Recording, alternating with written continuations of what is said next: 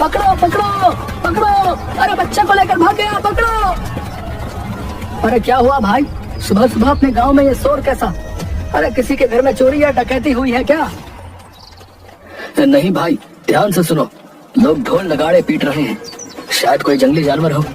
पंडित ज्ञानचंद उधर से ही आ रहा है, आओ उसी से पूछते हैं।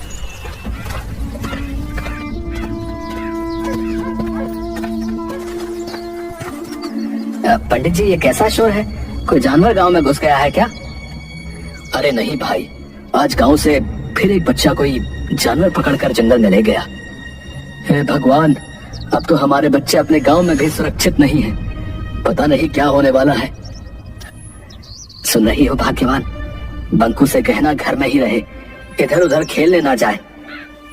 पता नहीं जानवरों का यह आतंक गांव से कब खत्म होगा। सरताजपुर गांव में लगभग 6 महीने से जंगली जानवरों का आतंक बना हुआ था। इस कारण शाम होते ही गांव के सभी लोग अपने अपने घरों में दुबक कर बैठ जाते थे। कोई भी नहीं जानता था कि कौन जानवर ऐसा कर रहा है।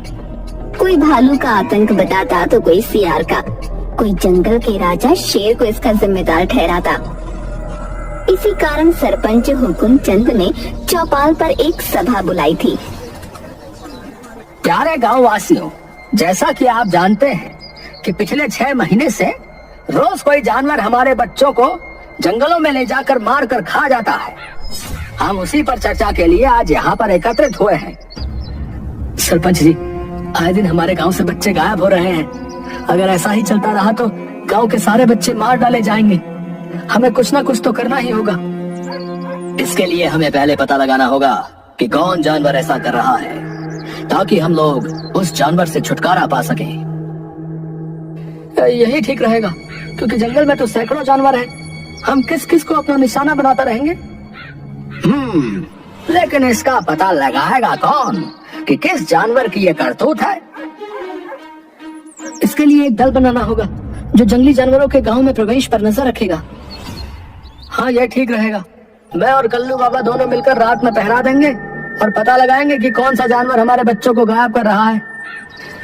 तो ठीक है, फिर अगर तुम दोनों पता कर बता देते हो तो तुम्हें गांव की तरफ से 100 स्वर्ण मुद्राएं मिलेंगी, ठीक है? मरेगा, एक दिन सब मरेगा। ए बगले, चल भाग यहाँ से। जब से हमारे शमशान में रहने आया है, तब से ही पूरा गांव समस्याओं से घिरा है। भोगा एक अजीब सा डरावना व्यक्ति था, जो पिछले 6 महीने से शमशान में आकर रहने लगा था। कई बार शमशान के कुत्तों को मारकर खाते हुए देखा गया था। कुछ लोग इसे औघर बताते थे। कल्लू बाबा और जग्गी रात में गांव के बाहर पेड़ के मचान पर चढ़कर पहरा दे रहे थे। तभी सुबह करीब 4 बजे जंगल की ओर से कुछ खरखराहट की आवाज आती है। कल्लू बाबा, झाड़ियों के झुरमुट से कुछ आवाज आ रही है। चलो चलकर देखते हैं। हाँ चलो, तुम आगे चलो, मैं पीछे से देखता रहूंगा, ताकि पीछे से कोई जानवर तुम पर हमला नहीं कर सके। अरे कल्लू बाबा, तुम तो बाबा हो, भूत पिशाच को तो तुम अपने झोले में रखते हो। तुम आगे चलो ना, मैं तुम्हारे पीछे रहूंगा। ठीक है, लेकिन तुम पीछे मजबूती से डंडे पकड़े रहना। जैसे ही कोई आहट हो सतर्क हो जाना। चलो आओ मेरे पीछे।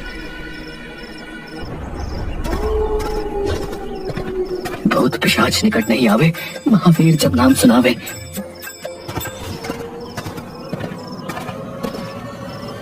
तभी जग्गी के पैरों में कुछ लताएं उलझ जाती हैं, जिन्हें निकालने के लिए जग्गी कल्लू बाबा के कंधे पर हाथ रख रोकता है। कल्लू बाबा को लगता है कि कोई भूत उसे पकड़ रहा है। वो चिल्लाते हुए भागने लगते हैं। भूत भूत भूत, बचाओ बचाओ। जग्गी तुरंत पीछे मुड़कर भागना चाहता है। तभी कल्लू बाबा बचाओ बचाओ करते हुए पीछे मुड़कर जग्गी के गले को पकड़ लेते हैं। उसकी पीठ पर चढ़ जाता है। जग्गी को लगता है कि सचमुच भूत उसकी पीठ पर चढ़ गया। वो पूरी ताकत से दौड़ पड़ता है और लताओं से उलझकर कल्लू बाबा के साथ ही गिर पड़ता है। बचाओ, कल्लू बाबा बचाओ, मेरी पीठ पर भूत चढ़ा है, मर गया रे। अरे मेरे बाल बच्चों का क्या होगा? अबे चुप, पीछे से कंधे पर हाथ रखकर मुझे खुद डरा दिया और अब चिल्लाकर और डरा रहे। बड़ा बाबा बने फिरते हो, भूत बैताल प्रेत पिशाच सभी को अपनी चोटी में बांध कर रखते हो और कंधे पर हाथ रखते ही डर गए होंगे बाबा कहीं के। रुको रुको, गौर से ये आवाज सुनो, लगता है सचमुच कोई खूंखार जानवर हमारी तरफ ही आ रहा है। देख क्या रहे हो, भागो। दोनों भूत भूत चिल्लाते हुए गांव की ओर भागते हैं। सुबह होने ही वाली थी। कुछ लोग चौपाल पर आग ताप रहे थे। उन्होंने दोनों की आवाजें सुनी तो उनकी ओर लाठी डंडे लेकर दौड़े। बचाओ बचाओ, भागो भागो, पीछे भूत आ रहा है। अरे कौन सा भूत, अरे कैसा भूत भैया, तुम्हारे पीछे तो कोई नहीं है। अरे है, अरे सुनो आवाज सुनो, वो इधर ही आ रहा है, भागो। आवाजें लगातार बढ़ती ही जा रही थी। सभी डर के मारे अपने अपने घरों में बंद होकर सहमे हुए खिड़की से देखने लगते हैं। तभी बंकू अपने घर से एक डंडा लेकर बाहर आता है। बेटा घर के अंदर आजा, देखो ना जी अपना बंकू बाहर चला गया है। अरे बेटा बंकू अंदर आजा, देख बेटा सभी लोग अपने अपने घर के अंदर हैं। नहीं पिताजी, हमारे कई दोस्त गायब हो गए हैं। आज हम भी देखेंगे कि कौन है जो हमारे गांव के बच्चों को गायब कर रहा है। मरेगा, सब मरेगा। तभी उधर से जुगनू की आवाज आती है। बंकू, अरे भैंसिया का रस्सी पकड़, अरे आधे घंटे से पूरा गांव दौड़ा रहा है। बंकू भैंस की रस्सी पकड़ लेता है। भैंस के पैर के पीछे एक बाल्टी फंसी हुई थी, जिसकी ईंट पत्थर से टकराने से आवाज निकल रही थी। भैंस तो मैं द्वार पर बांध कर आया था, फिर ये खुली कैसे? वो माँ ने कहा कि बाहर भैंस को ठंड लग रही होगी, उसे गौशाला में बांध दो। भैंस बिदक कर भागने लगी, भागते हुए उसके पैर में बाल्टी फंस गई। जग्गी और कल्लू बाबा, है? तुम लोगों के डरपोक होने के कारण आज पूरा गांव भयभीत हो गया भाई। वो तो बंकू ने बहादुरी दिखाई, लेकिन बात तो यही है कि आखिर बच्चों का शिकार कौन कर रहा है? तभी सेठ मंगत लाल रोते रोते आता है। सरपंच जी, मेरा बेटा सुधीर घर पर नहीं है। नौकरों ने बताया कि सुधीर को शेर दबोच कर ले गया है जंगल की ओर। हाय मैं लुट गया, हाय मैं बर्बाद हो गया, मेरा इकलौता बेटा। धैर्य रखो मंगत लाल, धैर्य रखो, हम सभी उसी का उपाय ढूंढने के लिए यहाँ इकट्ठा हुए हैं। सुधीर मेरा भी दोस्त था, हमें उसे ढूंढना ही होगा। बंकू घर में बिना बताए जंगल की ओर चल देता है।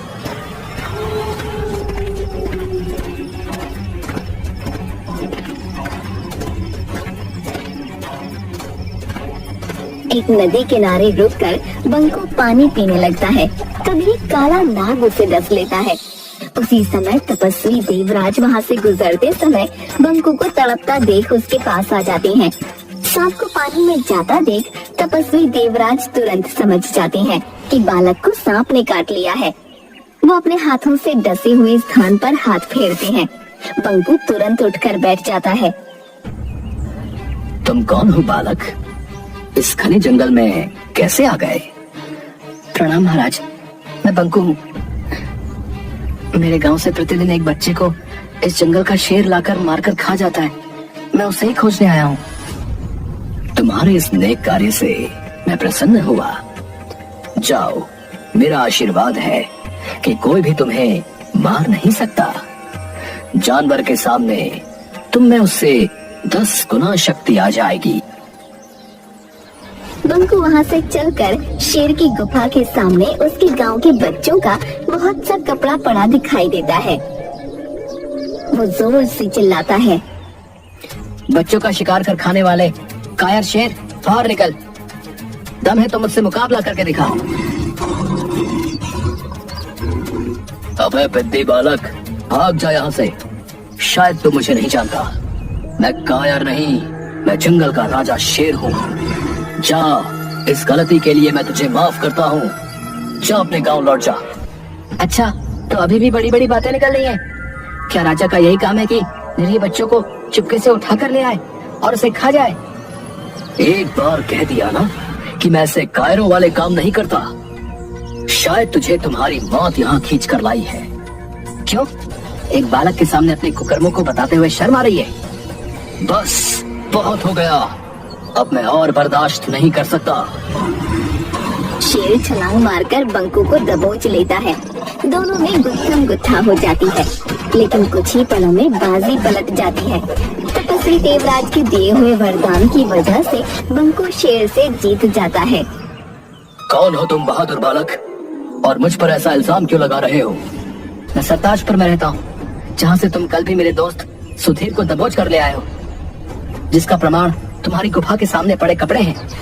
हाँ, इसको तो मैंने भी देखा है, पर ज्यादा ध्यान नहीं दिया। शेर तुरंत अपने गुप्तचर सियार को बुलाता है। गुप्तचर सियार, पता करो कि कौन मेरी गुफा के आगे ऐसी घटिया काम करके कपड़े फेंकता है।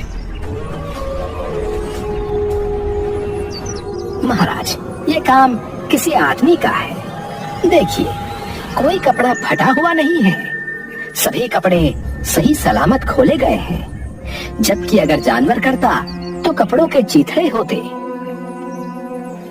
देख लिया, कोई हम जानवरों को फंसाने के लिए ऐसा काम कर रहा है। ठीक है, लेकिन आखिर ऐसी घिनौनी हरकत कौन कर रहा है? मैं सामने पेड़ पर से आज रात नजर रखूंगा। रात भर बंकू मचान पर जगा रहता है, लेकिन वहाँ कोई नहीं आता। करीब 4 बजे उसे नींद लग जाती है और वो सो जाता है। तभी चिड़िया की आवाज सुनकर बंकू जग जाता है। वो देखता है कि कंबल ओढ़े हुए एक आदमी सुधीर के कपड़ों को शेर की गुफा के आगे फेंक रहा है।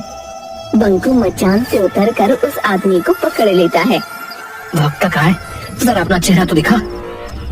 होगा तुम तो गांव के सारे बच्चे तुम ही गायब कर रहे हो। मरेगा, सब मरेगा। अब कोई नहीं मरेगा, अब बस तो ही मरेगा। इतना कहकर बंकू जोर से भोगा के पेट में मुक्का मारता है, लेकिन भोगा को कुछ नहीं होता। अलबत्ता भोगा के एक मुक्के से वो बेहोश हो जाता है। समय पर शेर के आ जाने से भोगा वहाँ से भाग जाता है। उठो बालक, वो कहाँ गया? वो तो भाग गया। बंकू तपस्वी देवराज की कुटिया पर जाकर, प्रणाम महाराज।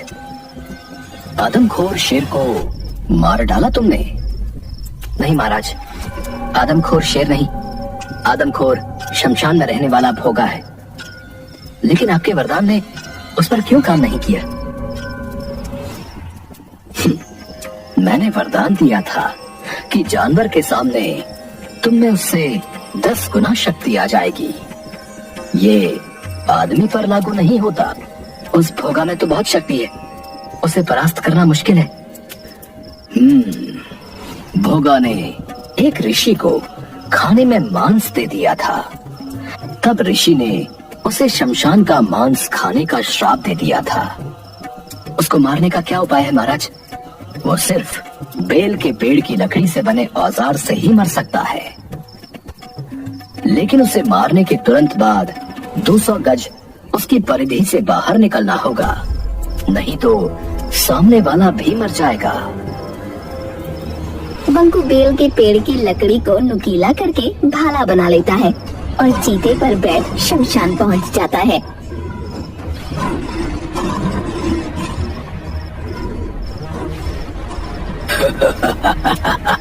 आ गए, आज तेरी मौत तुझे यहाँ खींच लाई है। अभी तुम्हारे दोस्त सुधीर को ही खाने जा रहा था, लेकिन अब पहले तुझे खाऊंगा। चीते, तू भाग जा, नहीं तो तू भी मारा जाएगा। पहले तू बचकर दिखा, ये ले। बंकू भाले से कई बार वार करता है, लेकिन भोगा को कुछ नहीं होता। बालक, हो गई हसरत पूरी, अब तू मेरा शिकार बनेगा। तभी अचानक तपस्वी देवराज वहाँ प्रकट होते हैं। बंकू, भाले को उसकी नाभि में मारो। बंकू जैसे ही भोगा की नाभि में भाला मारता है, एक विस्फोट होता है। बंकू तुरंत चीते पर बैठकर 200 गज दूर हट जाता है। भोगा का शरीर वहीं भस्म हो जाता है। बंकू को सुधीर के साथ आते हुए देखकर गांव वाले खुशी से उछल पड़ते हैं। सेठ मंगत लाल और सरपंच हुकुम सिंह बंकू को इस कार्य के लिए 500 स्वर्ण मुद्राएं देते हैं।